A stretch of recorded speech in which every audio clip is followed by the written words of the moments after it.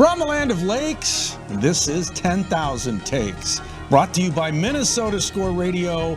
Wally and Eric back for yet another week as we slice and dice the always busy, always topical, super saturated Minnesota sports scene. And Wally, another episode of 10K Takes television Sounds is like a threat upon us. Yeah, this is your last chance to turn the channel. So, hey, we're into May. Things have slowed down a bit.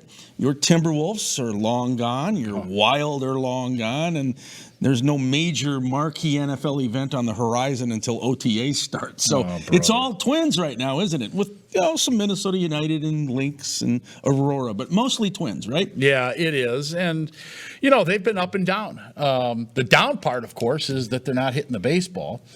The up is that they've still been pitching overall. The starting pitching has held up and has been pretty good. Whether this is going to continue at this pace with the, guys like Carlos Correa struggling. I mean, he entered this week hitting below the Mendoza line, hitting 193. That's Miguel Sano-like. Ooh. And Joey Gallo is turning out to be, he's exactly who we thought he was. He's another version of Miguel Sano, right? He is. He's a left-handed version of Miguel Sano. A little more fleet of feet you can put in the outfield. That's true. Yeah, but he's been striking out a bunch, and his average has dipped down to the 170 mark. I mean, that's not good. No, he could get hot like he did he started out hot. Yeah. But and they're just not hitting as a team either. I mean, it's not just Carlos Correa, and it's not just Joey Gallo. But those guys, I think you got to depend on Carlos Correa to a certain degree. There's no question. I mean, I give you 60 million reasons. Exactly. This is a guy who could be the face of your franchise right now. He or Byron Buxton, and they have guarantees that he's not going anywhere. He's not in a contract year, so they need more production clearly out of Carlos Correa. As my friends in the real estate business always tell me at RE/MAX and those other places, location, location, location when it comes to housing. Same thing in baseball. What division are you in? Yeah. Well, the Twins are in the AL Central, so they don't have to be great or dominant to be in first place or at least contend. That's not saying they should dumb down their goals, but you look at this division, it's clearly, at this point in time, the most subpar division in MLB.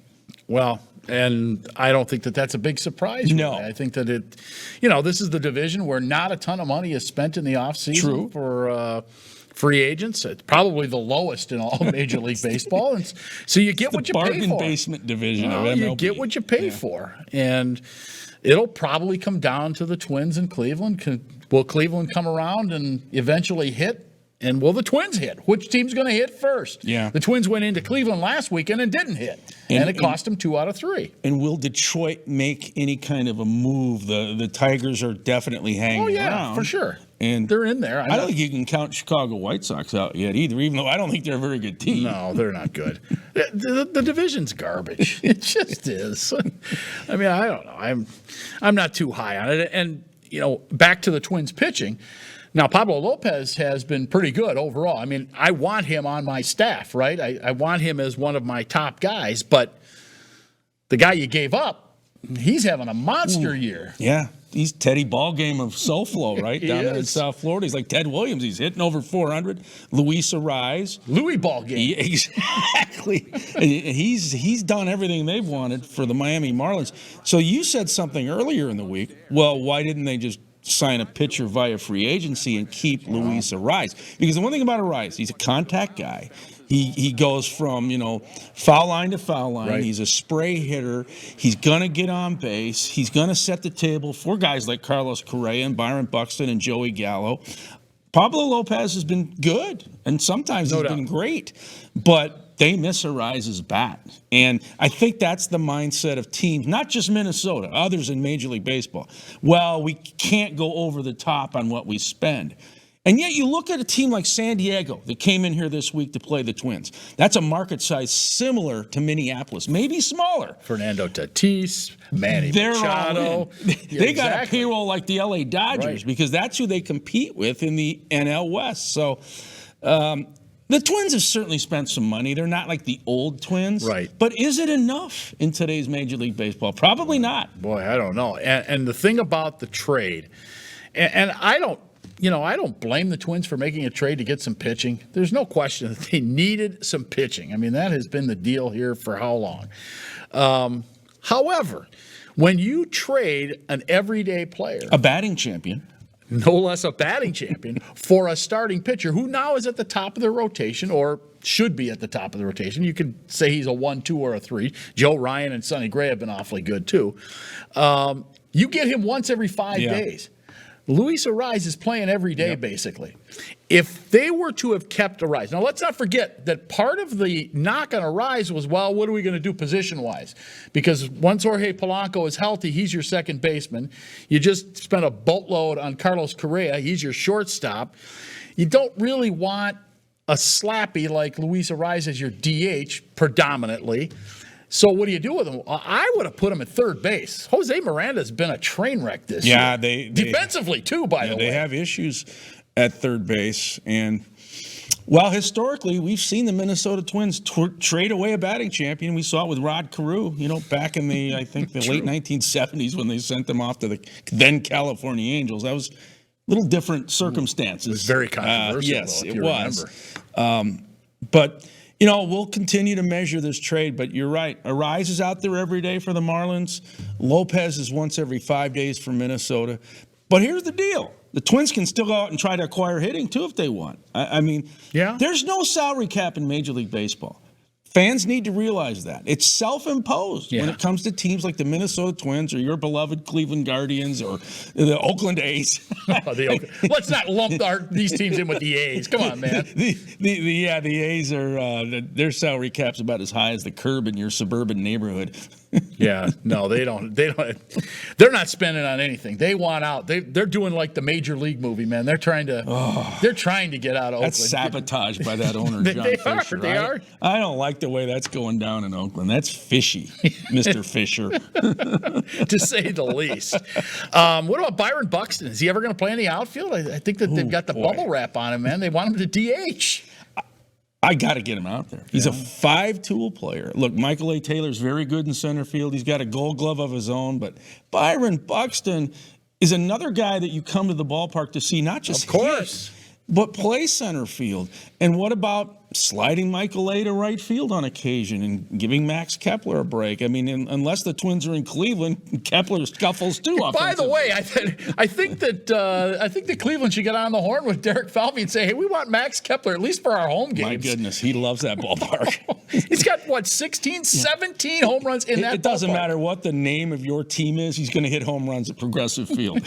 He doesn't discriminate. Yeah. But, Byron Buxton, I can't speak for Byron, but I got to believe he wants to be in center field. Sure. He's an athlete. He's a competitor. And I think this is the Twins, trying to coddle him, trying to get into now we're into May. I thought we'd see him, by May out in center field. No. I don't know when that's going to happen. Yeah. And by the way, it doesn't look like Kenta Maeda's coming back anytime soon, or Tyler Mahle. So no. They have some things to deal with, no question. But they can still win baseball games. And like you said, this division is garbage. If you get to 90, you're probably going to punch a playoff ticket, right? That's probably true. All right, well, stick around. We're going to go down the Mississippi River with a guy trying to set a Mississippi canoe speed record from Lake Itasca to the Gulf of Mexico. He and a team of 4 others. This is 10K Takes, your Twins ticket. I've been meaning to give you these for many years. I think they're perfect.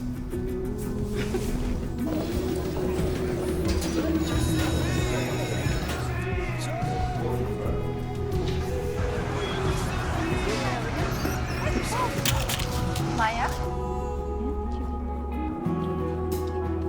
Oh, I love your earring. Why didn't you try these? It isn't just about vision. It's about care. Nobody cares for eyes more than Pearl.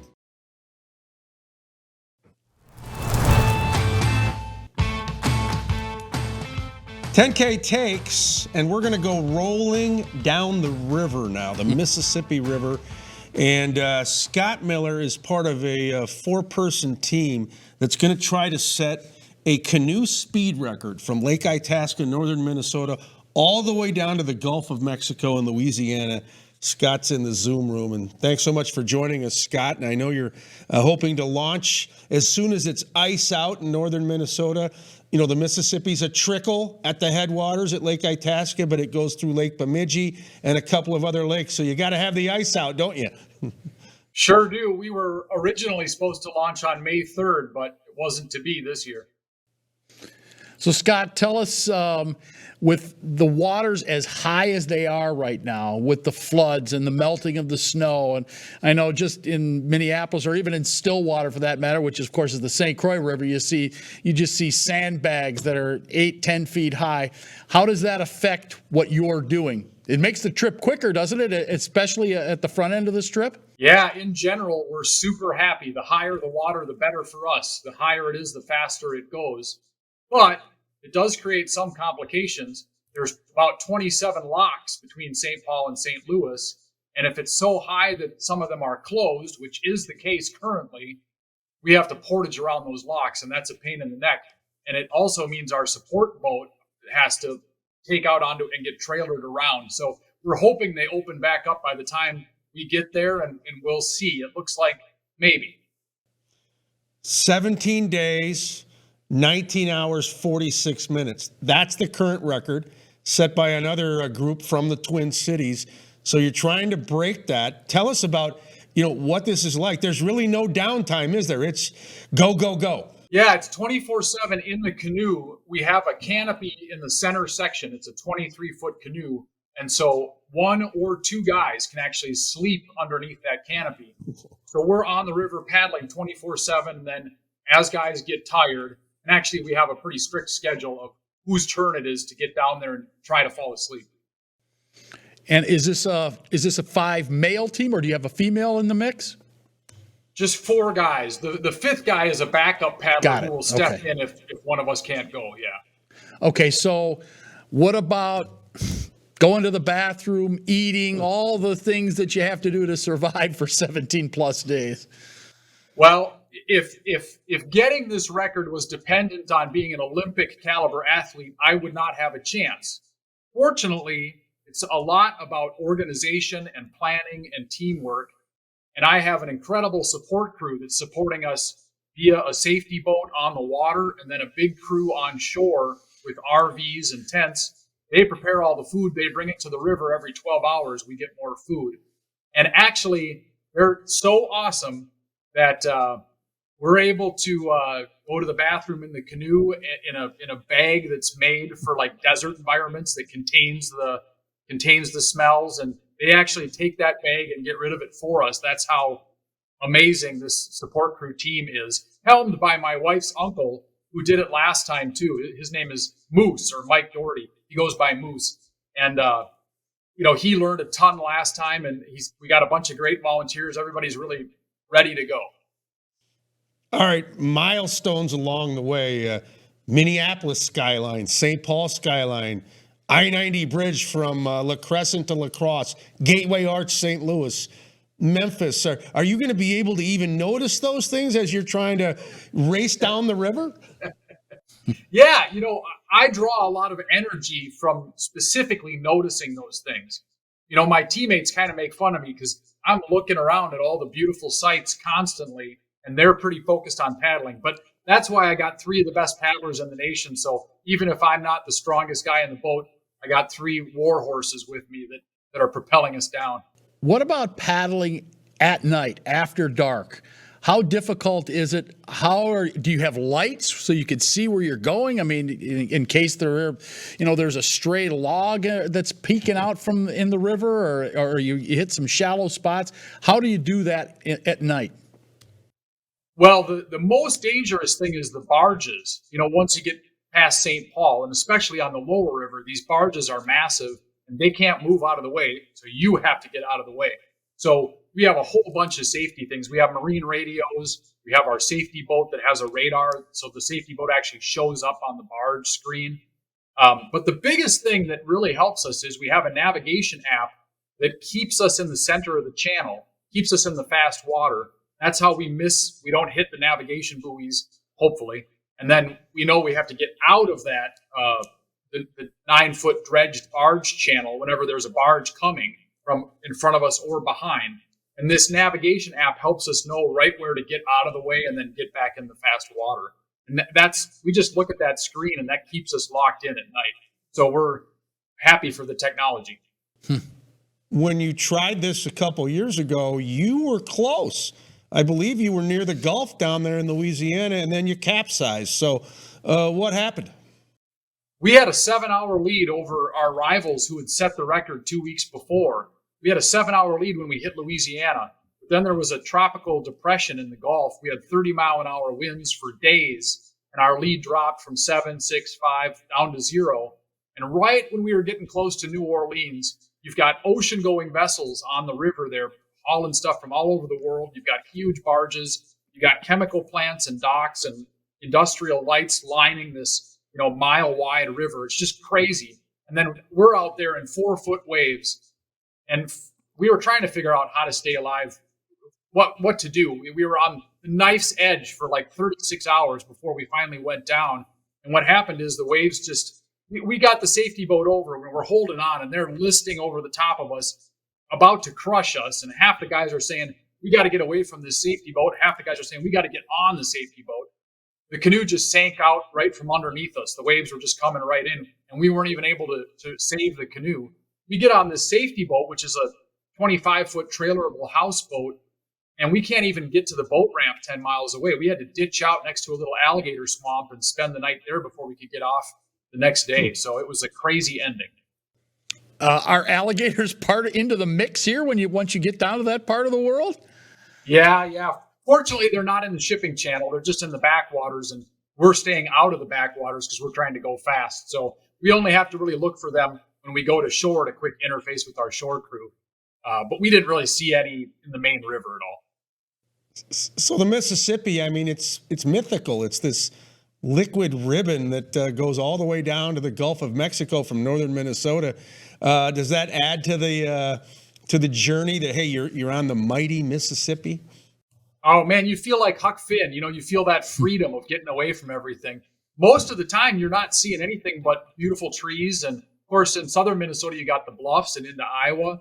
So there's cool stuff to look at, and it's really a beautiful, beautiful thing. And you do kind of I almost feel like it's like a Lord of the Rings type. I mean, it's so epic, What are the other reasons that a person wants to do this and try and set a record? All I know is I heard about some guys trying to set the record in 2018, and it was like a bolt of lightning. I was like, I want to try that. And so once you set a big goal, you start figuring out, okay, how do I become a better paddler? Let me get a solo canoe. Can I paddle on the Mississippi by my house here in Mississippi? Let's go on a training trip to Memphis. And you just start putting in the building blocks. And next thing you know, paddling at night on the Mississippi with barges, you feel like you know what you're doing. So there's a lot of training involved. And I just really want to do it. I just love paddling. I love the teamwork. I love the beauty of the river. It makes me happy. All the training trips, all the preparation, it's all fun for me. All right. Well, good luck to you, Scott. I know that current's going to be racing all the way down to Louisiana, and maybe that'll be enough to get you into the record books. Hopefully. Thank you. Thanks, guys. Scott Miller from Minneapolis. He and his team will try to be the fastest group to ever take a canoe down the Mississippi, Lake Itasca, to the Gulf. Here on 10K Takes, your Rolling on the River ticket. I've been meaning to give you these for many years. I think they're perfect.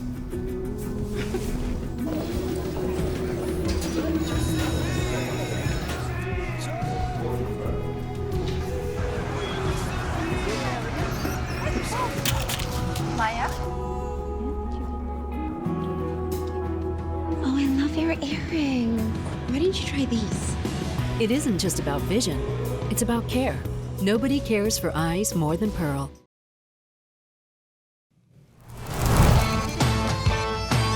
Well, just when you thought the basketball season was over for Minnesota, your Minnesota Lynx are revving things up. Meanwhile, the Timberwolves are in hibernation. Apparently, Tim Connolly's going to hang around. I know you're overjoyed to hear that. Well, yeah. Let's see if he can clean up the mess he created with that Rudy G fiasco of a trade.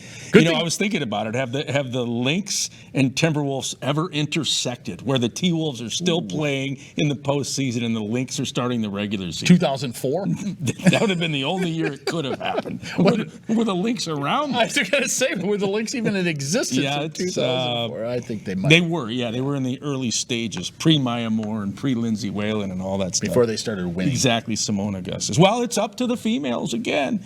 The Lynx have to, do their job and win basketball games in the WNBA, and Minnesota Aurora in soccer, because Minnesota United isn't doing a whole lot lately, are they? No. So let's talk about Minnesota United. They've been on the skids lately and dropped several in a row, and now I know they're getting Reynoso back, but and that should make a difference. But they're not scoring. They're like the Twins. They can't score. Yeah, they're punchless, and they're down at Sporting KC this weekend, so that's never an easy place to play.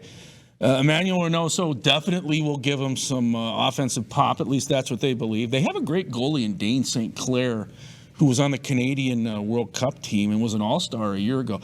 I just hope they can keep this guy, because that's always the fear that, that in Minnesota you groom and develop, and then they go elsewhere to reach their superstardom. Yeah. And win their titles. Yeah, wow. All right, speaking of titles, are any of our teams going to get out of the first round of the playoffs? So the Wild and the Wolves both exited first round. The Wild in 6, the Wolves in 5. I'm not so sure. Even if the Twins do win the division, who are they going to beat in the postseason? I'm not exactly jumping on that bandwagon. And the Vikings did the early exit against the New York Giants. They were one and done in the postseason. I don't know, man. I'm just hoping for a first round win now. We got to dumb down our expectations Well, they in are. Minnesota. I think too, in the case of the Minnesota Vikings, at least the way I see it in May, things can change in the NFL, as we all know. But I feel like that NFC North is like the American League Central in baseball. I don't see a clear-cut, dominant, great team. Green Bay, we don't know what's going to happen. Same thing with Chicago's rebuild, reload. Detroit, maybe. But would you really buy Detroit Lions stock? I mean, they got to prove it to me. So it could be the Vikings by default. Yeah, okay. They would win a division, but again, who are they going to beat in the postseason? They had it lined up perfectly. They had the Giants at home, and they couldn't beat them, and they had just beat them a couple of weeks before that. You could almost see that coming, though, with all those one-score victories that somehow, some way, when it counted the most, they weren't going to be able to pull it out, because that was a one-score loss. Right. They're only one of the seasons. So, Captain Kirk still your guy? I'm not anti-Captain Kirk. I mean, he's a good quarterback. They've added another piece with this rookie wideout, Jordan Addison from USC. I mean, if he hits the ground running, I think offensively they're going to be good. Dalvin Cook, last time I checked, is still here, right? Yeah. He's not a Dolphin? At the time of the taping of this show, he has not been traded. He's not down there in SoFlo yet. I think he wants to be a Dolphin if he had to leave. I did not know that. I don't know if, well, he's from Florida, but I don't know if he'd want to necessarily leave this offense. Well, no, they're going to score points. It's the question mark is, and we know this, and we'll talk about it more as the weeks go on, are they going to be able to stop anybody, man? That defense is going to be awfully young. Yeah, that is Brian Flores, another guy who was in Miami. That's his job now. Fix that leaky defense. Mm-hmm. All right. More to come. Takes of the day coming up next here on 10,000 Takes. Stay with us.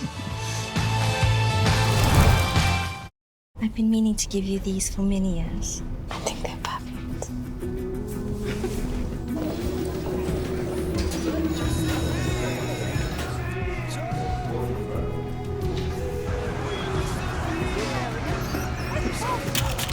Maya? Oh, I love your earring. Why didn't you try these? It isn't just about vision, it's about care. Nobody cares for eyes more than Pearl. Wow, time goes by at warp speed. Final segment of this week's show, 10K Takes on television. All right, we'll have takes of the day here in a couple minutes, but I know you're just thrilled about some events recently in Dinkytown. Well, Gophers had a big weekend against the Wolverines. John Anderson's squad took 2 out of 3 in baseball. And, there are still a couple games below 500 in the Big Ten for this season, but all things told, that's not bad. And then the women's softball squad swept Michigan. So a big weekend, taking basically 5 out of 6 from Michigan.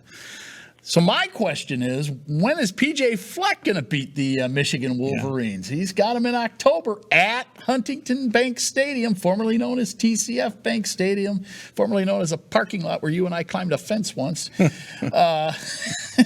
So, yes, is P.J. going to get his Gophers riled up to equal what the baseball and softball squads did this week? Well, that's TBD. To be determined against Jim Harbaugh's Michigan Wolverines, who reached the Fab Four last year in college football. I'll say this: the Little Brown Jug, the football trophy that goes to the Wolverines Gophers winner, shows up in Dinkytown about once every 10 years. It's got a permanent residence in Ann Arbor, basically. Can Michigan give that trophy because of the softball and baseball success to the Gophers between now and, say, that game in October? Just let Gopher fans see it, touch it, feel it, because it's probably going back to Ann Arbor.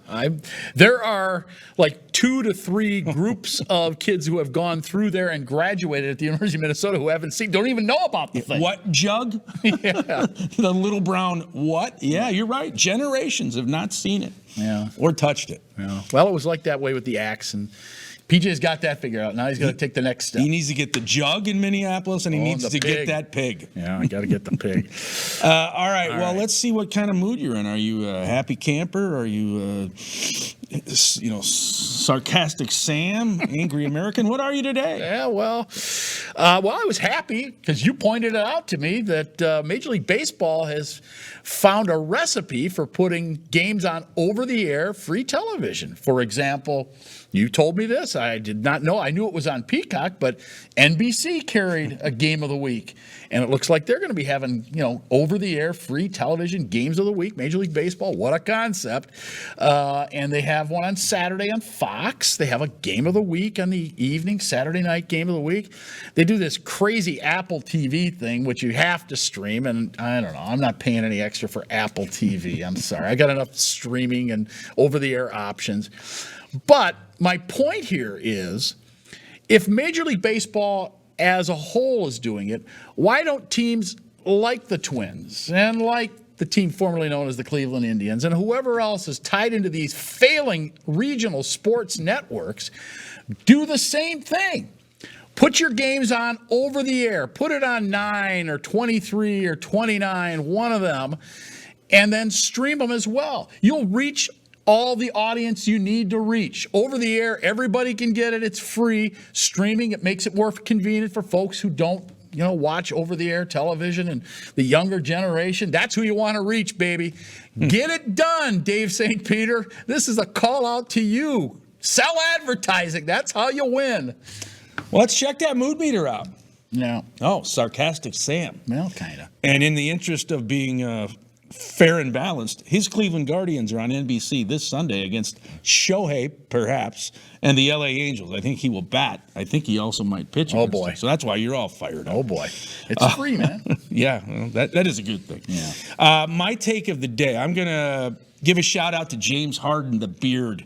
He had a monster effort in Game 4 of the playoffs, Boston against Philadelphia. Game-tying basket in regulation, game-winning bucket in overtime.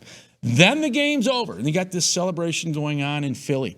He takes off his sneakers that he wore in the game, the high tops, and he gives them to that young man right there, John Howe, who tragically was part of the Michigan State mass shooting that, unfortunately, that's about 15 mass shootings ago. That's how many we have in this country. It's an epidemic. But he was paralyzed by that bullet, so he can't walk. But he's a huge Harden fan. They FaceTimed a few weeks ago. He shows up at the game in Philly, and Harden says, I'm going to sign these shoes, and they're yours. And that doesn't happen a lot in the NBA where a player will give away game-worn sneakers. So good job, James Harden. Yeah, hats off to Harden. All right, let's FedEx out those thank yous. One to Alex Yambrick, David Weld, Rocky, Scott Miller, for Wally. I'm Eric saying so long. This is 10K Takes, your sports ticket.